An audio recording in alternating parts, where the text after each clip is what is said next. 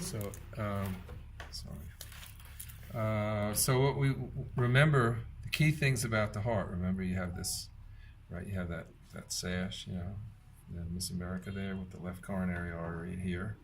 That bisects it, although the heart's not symmetrical. The blood comes in that way, right? It moves dorsally as it descends and ventrally as it ascends, like that. Anyway, so if you open it, even though you're right smack cutting it in half, you see both the left ventricle and the right ventricle on both sides. So again, that warning, don't go by what's left and right, by what's on your left or on your right. Because here's the left ventricle, where is it? It's on your left. Here's the left ventricle, where is it? It's on your right. You're lost. Could be either one, depending on which one you're looking at. So how do you know which is the left ventricle? It's larger. Yeah. It's larger, the muscle is thicker, and it goes to the bottom of your heart. That's right. So that's it. So it actually overlaps the center, which means when you go straight up the middle through this big hole in the middle, what blood vessel are you going into? Coming out of the right, coming through the semilunar valve here, The systemic aorta. right, into the systemic aorta. That's right. Now here, depending on how these are cut, this one's cut nicely. If you go straight up, you end up in the brachial. God, I always do that. Okay. Brachial. Brachiocephalic. Yeah. Arms and head, brachiocephalic. Okay.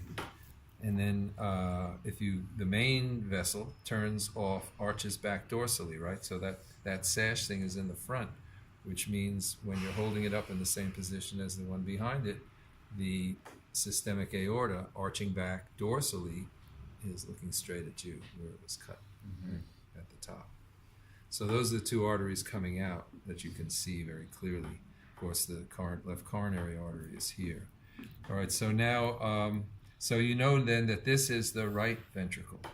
So next thing that students tend to get confused with is if I put a pin in here and I say, name the chamber, a lot of students will say, oh, well, let's see, that's on the right side and it's on the top half, so it must be the right atrium.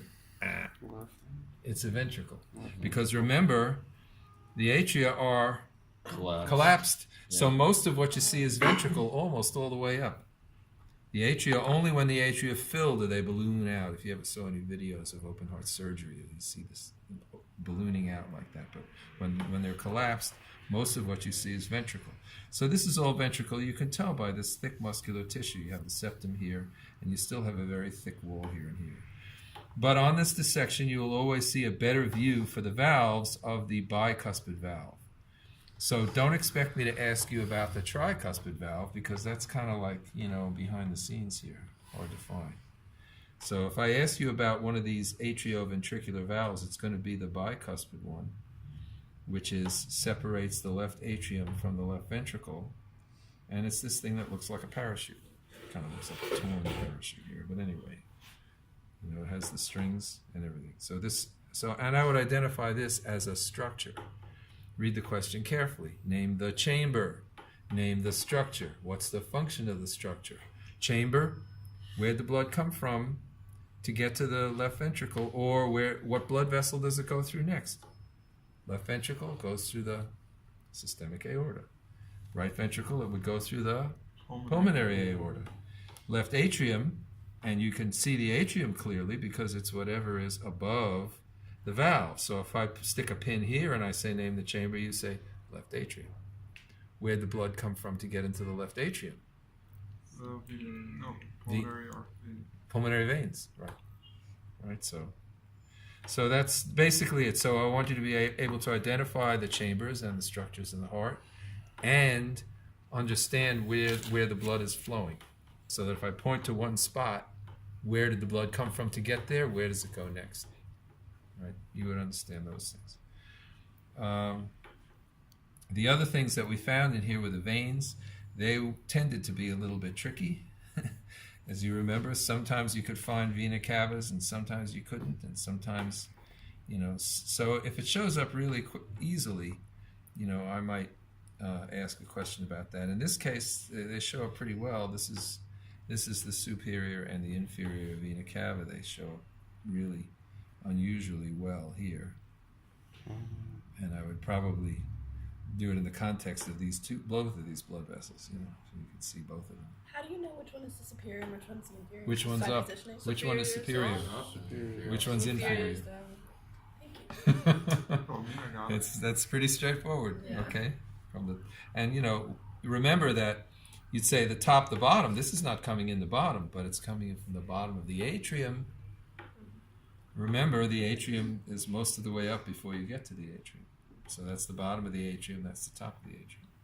As for the other side, as I say, usually, so this is the brachiocephalic again.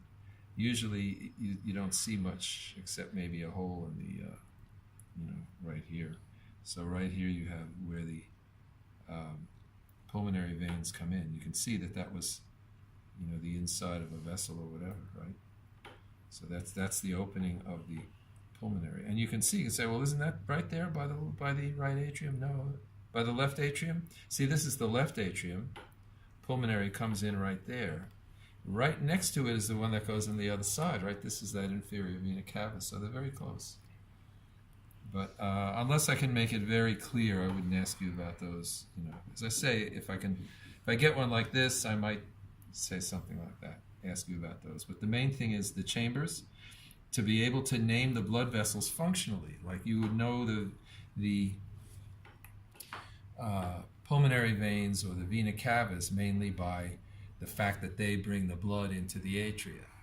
So you might more would have to identify them as a B question, because they're kind of hard to identify. But the chambers, easy to identify.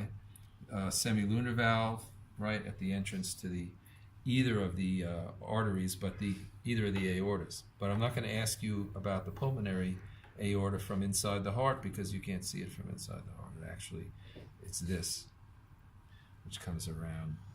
You can't see it from here in this dissection, right? You'd have to go in behind it and say, oh yeah, there it is. Comes out, again, looking at you. You have the systemic aorta, and right under it, you have the pulmonary aorta coming out.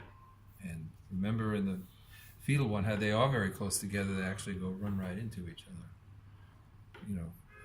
For fetal life, when you need to mix the oxygen, because it doesn't come in from the left side of the lungs, it comes in from the right.